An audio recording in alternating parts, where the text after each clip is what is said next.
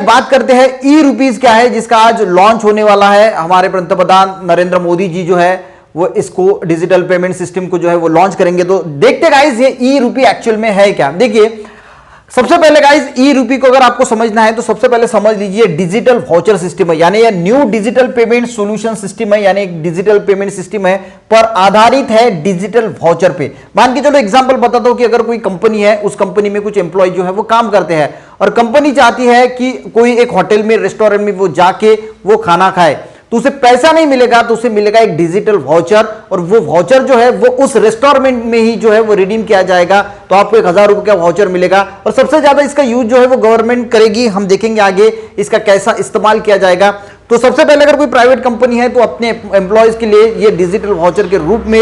यानी देखिए सबसे पहले अगर बात करें तो स्पेसिफिक पर्सन और स्पेसिफिक पर्पस के लिए जो है वो ये ई रुपी जो है वो निकाला है। यानी स्पेसिफिक पर्पस की अगर बात करें तो देखिए अगर कोई एम्प्लॉय है उसे अगर कंपनी ने 1000 रुपए का वाउचर दिया है, मान के चलो दिवाली है और वो वाउचर दिया है कि आप जो है वो बिग बाजार में जाके या किसी भी मार्ट में जाके जो है वो परचेसिंग कर सकते हैं, तो वो उस वाउचर का इस्तेमाल सिर्फ कुछ खरीदने के लिए, यानी बिग बाजार में जाके वहां पे जो आइटम्स है वो खरीदने के लिए ही कर सकता है, दूसरे तरीके से उसका इस्तेमाल नहीं कर सकता है। अगर उसे गाइस रेस्टोरेंट में खाना खाने के लिए अगर वो वाउचर मिला है तो उस वाउचर का यूज, वो डिजिटल जो वाउचर है उसका जो यूज है, अब ये क्यूआर कोड के फॉर्म में भी हो सकता है या फिर नंबरिंग के फॉर्म में भी हो सकता है, और उसका यूज सिर्फ एक स्पेसिफिक पर्पस के लिए, जिस पर्पस के लिए वो कंपनी या फिर गवर्नमेंट ने डिसाइड किया है तो उसी के लिए, उस पर्पस के लिए ही उसका इस्तेमाल किया जाएगा। अब देखिए गाइस मैंने कहा कि एक प्रीपेड गिफ्ट वाउचर है और वहीं पे वो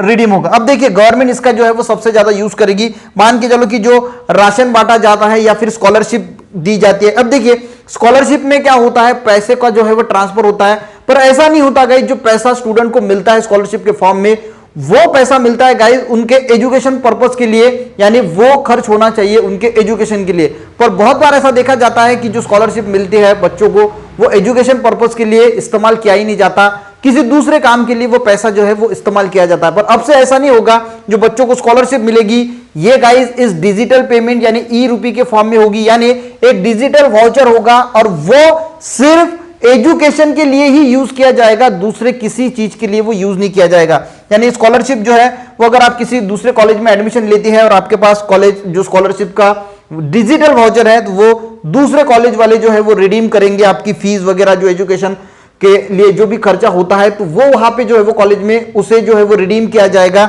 यानी जो आपको स्कॉलरशिप मिलेगी वो जो पैसा है, यानी वो पैसा नहीं मिलेगा, ये डिजिटल एक वाउचर मिलेगा और वो एजुकेशन पे ही खर्च होगा। यानी एक स्पेसिफिक पर्पस के लिए आपको जो कुछ मिला है गवर्नमेंट की तरफ से वो उसी के लिए जो है वो खर्चा होगा। अगर गाइस न्यूट्रिशन सपोर्ट की बात करें या फिर ड्रग सपोर्ट की बात करें तो बहुत बार गवर्नमेंट जो है वो न्यूट्रिशन प्रोवाइड करती है, ड्रग सपोर्ट करती है लोगों को, तो वो जो पैसा देता है वो किसी दूसरे काम में नहीं जाएगा। अगर आपको ड्रग के लिए वो डिजिटल वाउचर मिला है तो आपको कोई अगर मेडिकल में गए और आपके पास अगर वो है तो आप उसे देके वो रिडीम करेगा, यानी आप उससे ड्रग के लिए अगर मिला है तो ड्रग्स ही लेंगे, यानी औषध जो है वो मिलेगी, या फिर न्यूट्रिशन सपोर्ट है तो पैसा नहीं मिलेगा। मान के चलो कि फर्टिलाइजर्स में